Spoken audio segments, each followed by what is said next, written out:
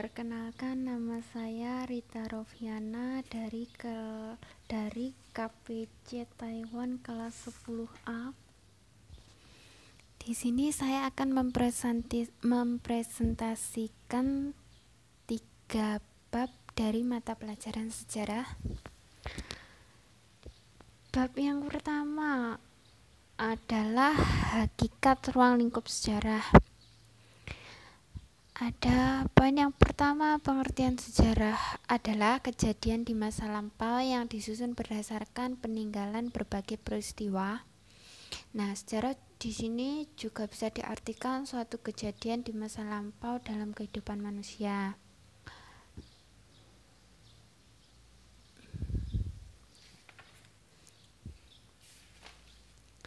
Kemudian ada sejarah sebagai peristiwa, kisah, dan seni.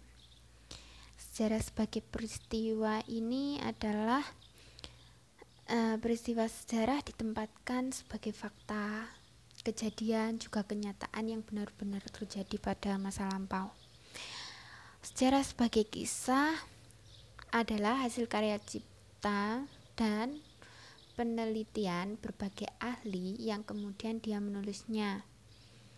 Sejarah sebagai ilmu merupakan pengetahuan masa lampau yang disusun secara sistematis dengan metode kajian secara ilmiah untuk mendapatkan kebenaran mengenai suatu peristiwa pada masa lampau.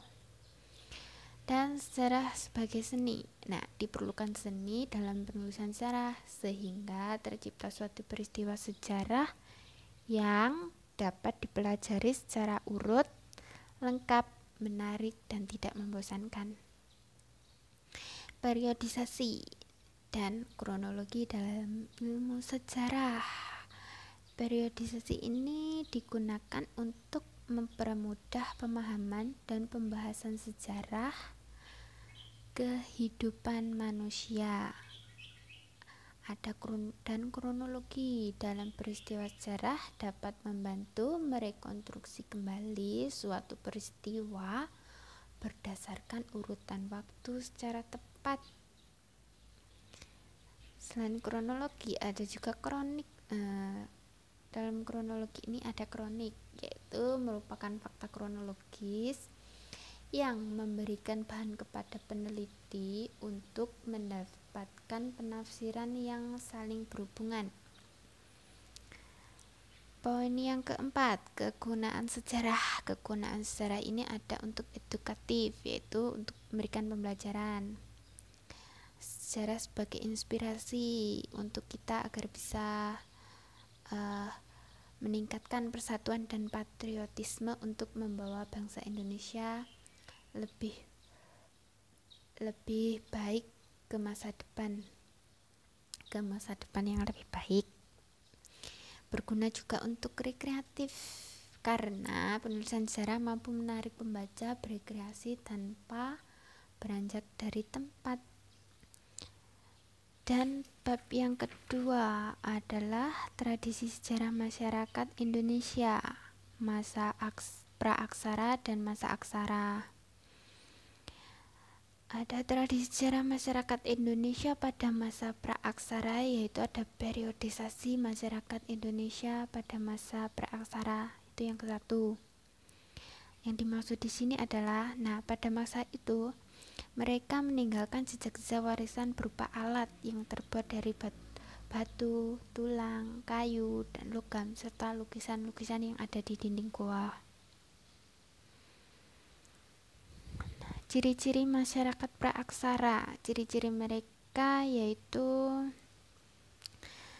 mempunyai kemampuan berlayar, bersawah, mengenal astronomi, sistem mocopat, kemudian kesenian wayang, seni gamelan, seni batik, dan sudah terjadi pengaturan masyarakat. Kemudian sistem ekonomi dengan mengenal perdagangan, ketika itu masih dalam sistem barter ya, barang tukar barang, seperti itu. Dan juga ada sistem kepercayaan. Dan poin yang nomor yang ketiga yaitu cara masyarakat praaksara. Maksudnya di sini adalah mereka mewariskan sejarah dengan melalui keluarga masyarakat, yaitu dengan metode mitologi, legenda, dongeng, upacara, dan lagu-lagu daerah. Dan selanjutnya tradisi sejarah masyarakat pada masa aksara, yaitu ada perkembangan sejarah. Perkembangan sejarah waktu itu dimulai dengan adanya beraneka ragam budaya yang muncul di tengah-tengah masyarakat. Kemudian memiliki kemajuan berbagai bidang seperti bidang ekonomi, pemerintahan, kepercayaan nenek moyang, animisme ataupun dinamisme. Juga di bidang sosial dan budaya. Kemudian perkembangan penulisan sejarah. Perkembangan penulisan sejarah ada penulisan sejarah tradisional, sejarah kolonial, dan sejarah nasional. Kalau sejarah tradisional itu yaitu masih pada umumnya ketika itu masih lebih menekankan pada beberapa hal seperti sejarah keturunan raja atau aspek kepercayaan seperti kitab-kitab seperti itu ya. Kemudian memuat tokoh-tokoh terkemuka di masa kekuasaannya ketika itu. Kalau penulisan sejarah kolonial itu bersifat Eropa sentris. Tujuan penulisan ini adalah untuk memperkukuh kekuasaan bangsa koloni ketika berada di Nusantara waktu itu, yaitu pada masa penjajahan. Dan kalau penulisan sejarah nasional adalah ini dengan metodologi sejarah Indonesia dan pendekatan multidimensional. Jadi penulisannya dilihat dari sisi kepentingan nasional. Kemudian bab ketiga yaitu prinsip dasar penelitian sejarah.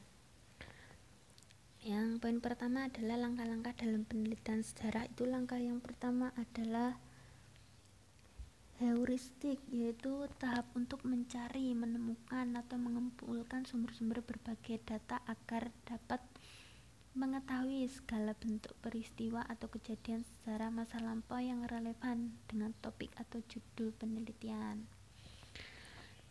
Langkah yang kedua yaitu verifikasi penilaian terhadap sumber sejarah. Langkah ketiga interpretasi, yaitu menafsirkan fakta sejarah. Historiografi adalah penulisan sejarah. Historiografi ini merupakan rekaman tentang sesuatu yang dicatat sebagai bahan pelajaran tentang perilaku yang baik, seperti itu. Kemudian poin yang kedua, pengertian sumber, bukti, dan fakta sejarah. Sumber sejarah ada sumber tertulis, sumber lisan, dan juga sumber benda. Kalau bukti dan fakta sejarah ini hasil dari seleksi data yang telah terpilih. Bukti dan fakta sejarah dapat diketahui melalui sumber seperti artefak, kemudian fakta sosial, fakta mental itu. Kemudian yang ketiga adalah jenis-jenis sejarah. Nah, jenis-jenis sejarah ini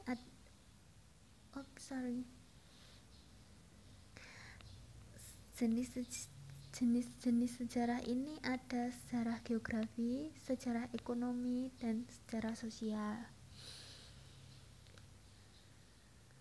Kemudian poin yang keempat, prinsip dasar dalam penelitian sejarah lisan. Nah, prinsip dasar ini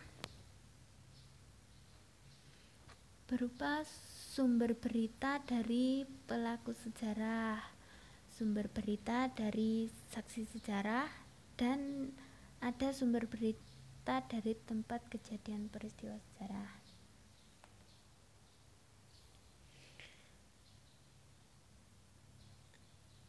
Demikian presentasi dari saya.